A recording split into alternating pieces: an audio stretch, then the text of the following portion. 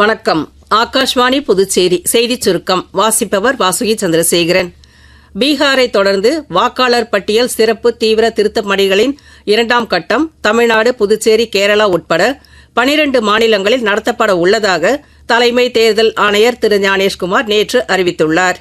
இதற்காக புதுச்சேரி மற்றும் தமிழ்நாட்டில் வீடு வீடாக சென்று கணக்கெடுக்கும் பணிகள் வரும் நவம்பர் 4ஆம் தேதி தொடங்கி டிசம்பர் 4ஆம் தேதி வரை நடைபெற உள்ளது என்றும், டிசம்பர் 9ஆம் தேதி வரைவு வாக்காளர் பட்டியல் வெளியிடப்படும் என்றும் அவர் தெரிவித்துள்ளார். சர்தார் வல்லபாய் பட்டேலின் 150வது பிறந்த நாள் வரும் 31ஆம் தேதி கொண்டாடப்படுகிறது.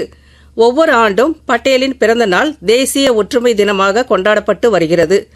இதனையொட்டி நாடு முழுவதும் ஒற்றுமைக்கான ஓட்ட நிகழ்ச்சிக்கு ஏற்பாடு செய்யப்பட்டுள்ளது.